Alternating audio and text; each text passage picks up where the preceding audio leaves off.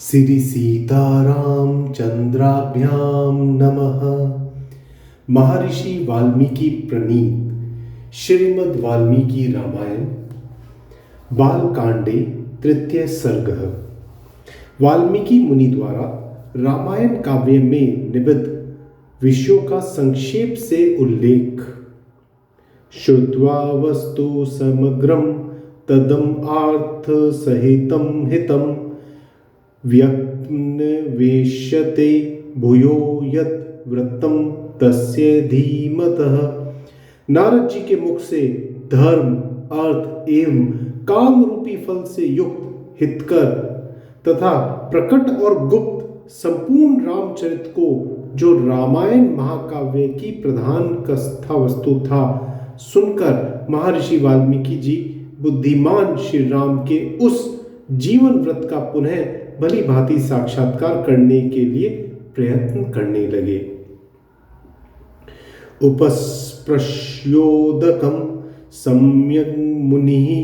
स्थित्वा कृता अंजलिः प्राचीनाग्रेषु ददर्भेषु धर्मान्वेषते गतिम्। वे पूर्वाग्रह कुशों के आसन पर बैठ गए और विधिवत आचमन करके हाथ जोड़े हुए स्थिर भाव से स्थिम्य हो योग धर्म के द्वारा श्री राम आदि के चरित्रों का अनुसंधान करने लगे। राम लक्ष्मण सीता भी राज्ञा दशरथेन च सभ्यार्येण सराष्ट्रेण यत् प्राप्तं तत्र तत्त्वतः हसितं भाषितं च एव गतिर्यावच्च इष्टतं तत् सर्वं धर्मवीर्येण यथावत् संप्रपश्यति। श्री राम, लक्ष्मण, सीता तथा राज्य और रानियों सहित राजा दशरथ से संबंध रखने वाली जितनी बातें थी, हंसना, बोलना, चालना और राज्य पालन आदि जितनी चेष्टाएं हुई, उन सब का महर्षि ने अपने योग धर्म के बल से भली भांति साक्षात्कार किया। स्त्री तृतीयेन च तथा यत् प्राप्तं चरतावने सत्यसन्धेन रामेण तत् सर्वं चान्वैषत्। सत्य प्रतिज्ञ श्री रामचंद्र जी ने लक्ष्मण और सीता के साथ वन में विचरते समय जो जो लीलाएं की थी, वे सब उनकी दृष्टि में आ गई। ततः पश्यति धर्मात्मा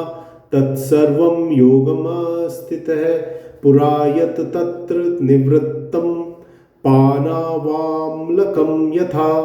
योग का आश्रय लेकर उन धर्मात्मा महर्षि ने पूर्व काल में जो जो घटनाएं घटित हुई थी, उन सबको हाथ पर रखे हुए आंवले की तरह प्रत्यक्ष देखा। तत्सर्वं तत्त्वतो दृष्ट्वा धर्मेण स महामतिः अभिरामस्य रामस्य तत्सर्वं कृतमुदतः। उनके सबके मन को प्रिय लगने वाले भगवान श्री राम के संपूर्ण चरित्रों का योग धर्म के द्वारा यथार्थ रूप से निरीक्षण करके महाबुद्धिमान महर्षि वाल्मीकि ने उन सबको महाकाव्य का रूप देने की चेष्टा की।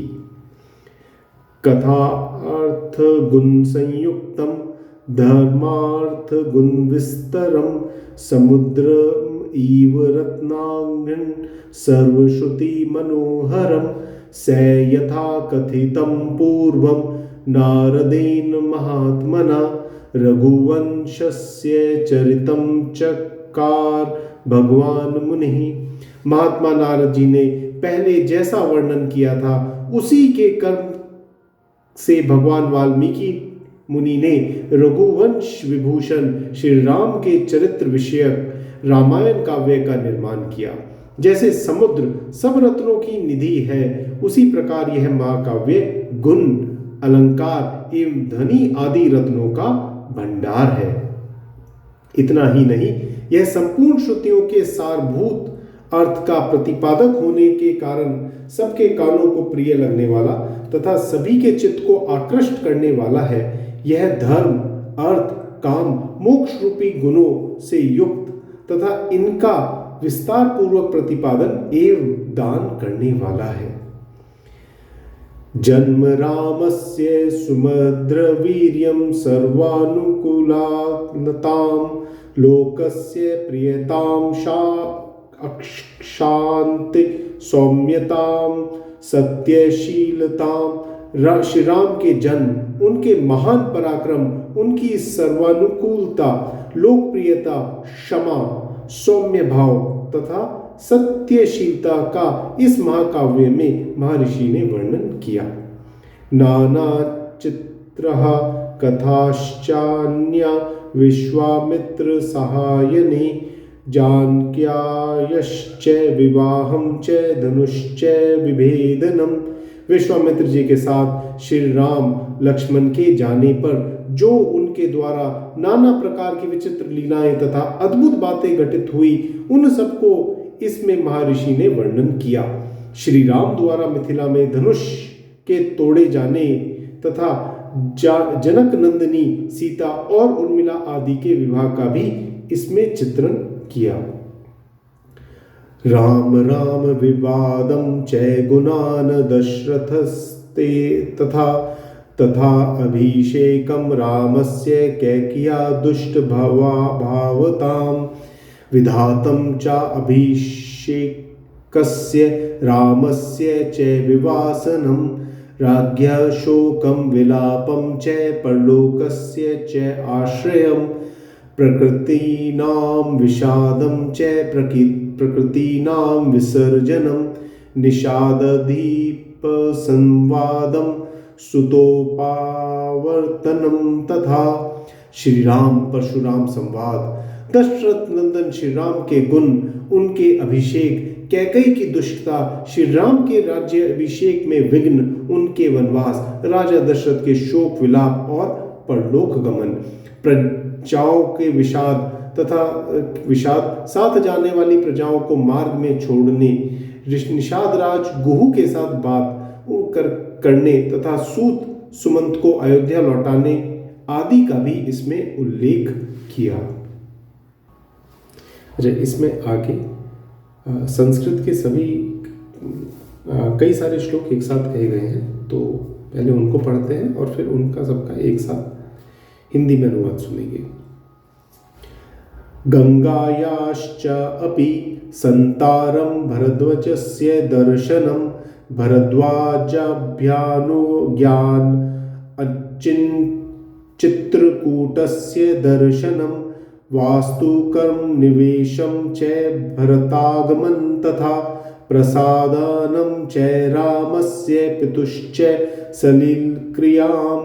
पादुकाग्राया अभिषेकं च नंदीग्राम निवासनं दंडकारण्यगमन विराधस्य वधं तथा दर्शनं शरभंगस्य सुतीक्ष्णेन समागमम्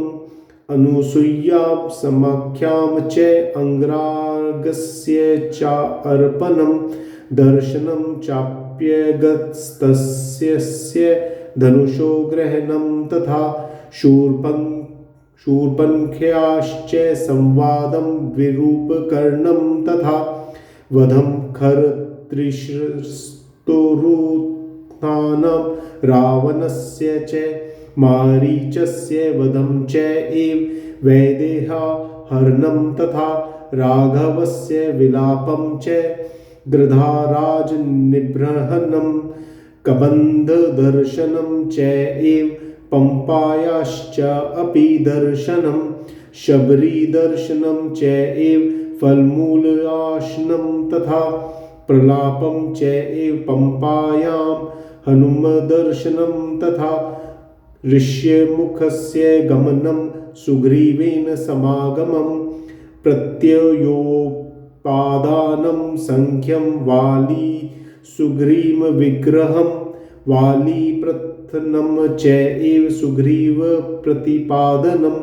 ताराविलापं सम्यं वर्षरात्रि निवासनं कोपं राघव सिंहस्य बलानाम्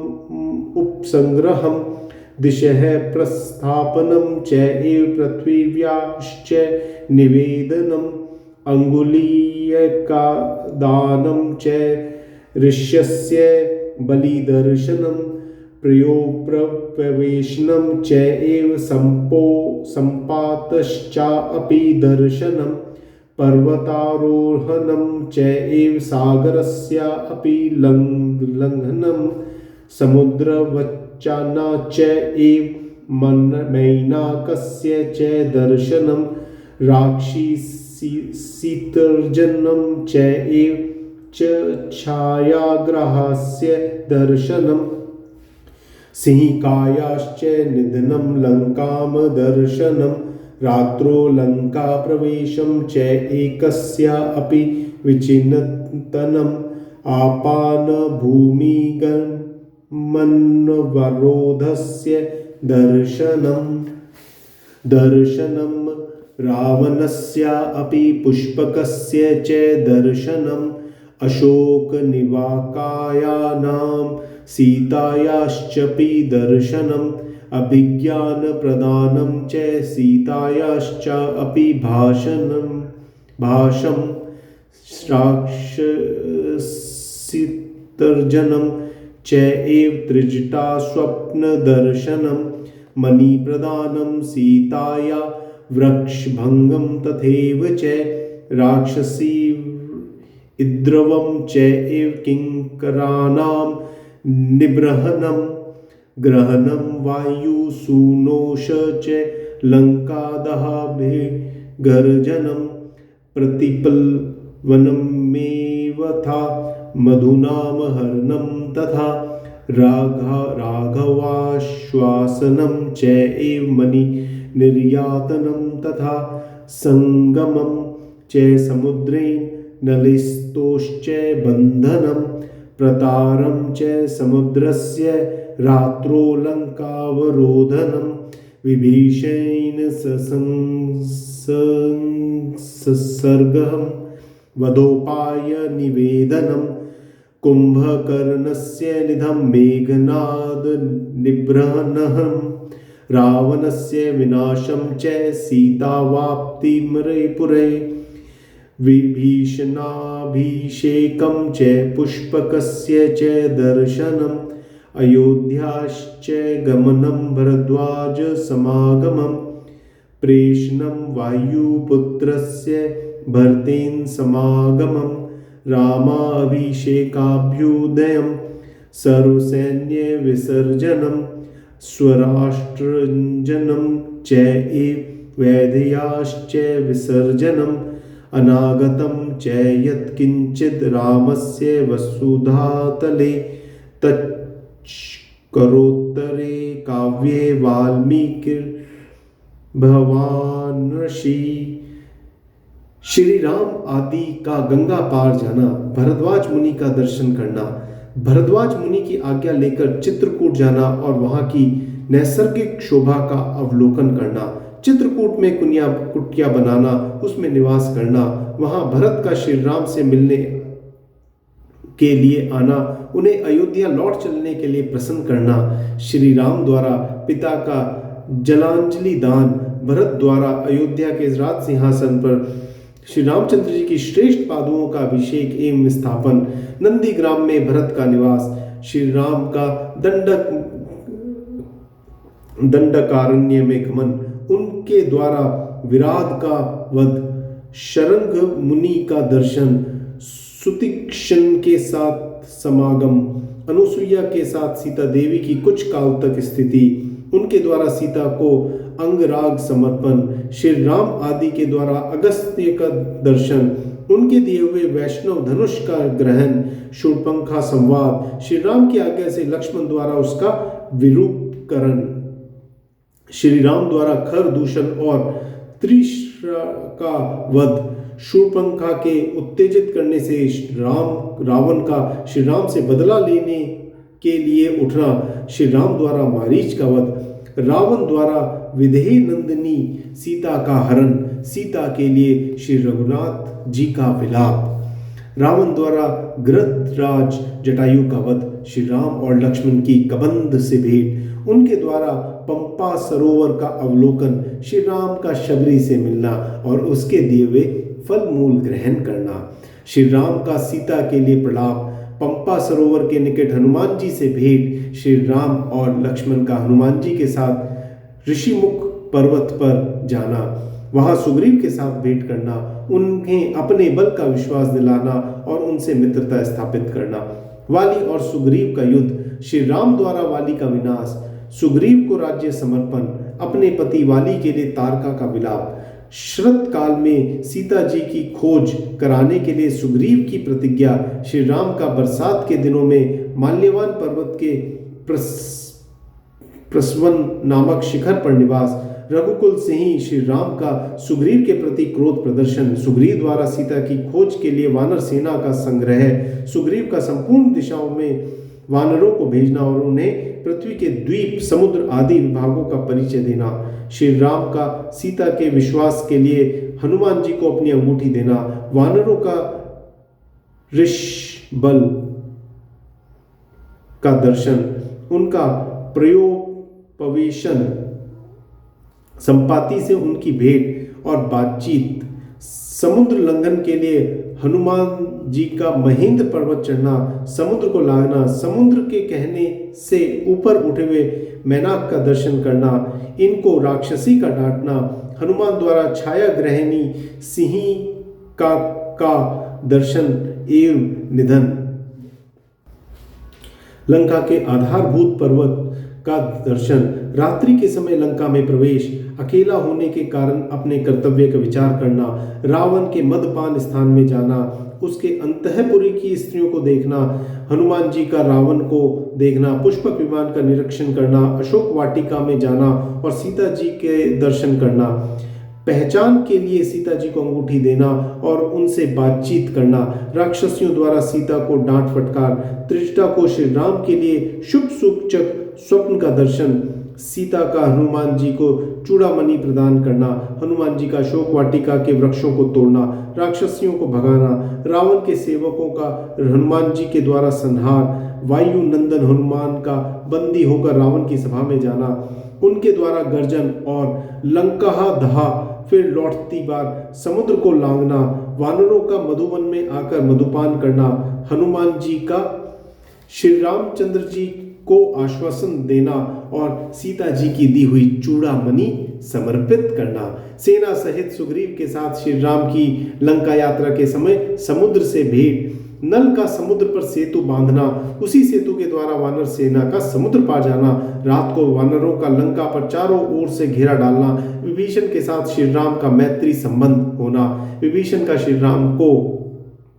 रावण के वध का उपाय बताना, कुंभकर्ण का निधन, मेघनाद का वध, रावण का विनाश, सीता की प्राप्ति, शत्रु नगरी लंका में विभीषण का अभिषेक, श्री राम द्वारा पुष्पक विमान का अवलोकन, उसके द्वारा दल बल सहित उनका अयोध्या के लिए प्रस्थान, श्री राम द्वारा भरद्वाज मुनि से मिलना, वायुपुत्र हनुमान को दूत बनाकर भरत के पास भेजना तथा अयोध्या में आकर भरत से मिलना, श्री राम के राज्य अभिषेक का उत्सव, फिर श्री राम का सारी वानर सेना को विदा करना, अपने राष्ट्र की प्रजा को प्रसन्न रखना तथा उनकी प्रसन्नता के लिए ही विदेह नंदिनी सीता को वन में त्याग देना इत्यादि वृतांतों का एवं पृथ्वी पर श्री राम का जो कुछ भविष्य चरित्र था उसको भी भगवान वाल्मीकि मुनि ने अपने उत्कृष्ट महाकाव्य में अंकित किया। इत्यार्षे श्रीमद् रामायणे वाल्मीकिये आदि काव्ये बालकांडे तृतीयः सर्गः। इस प्रकार वाल्मीकि निर्मित आर्ष रामायण आदि काव्य के बालकांड में तीसरा सर्ग पूरा हुआ। जय श्री राम।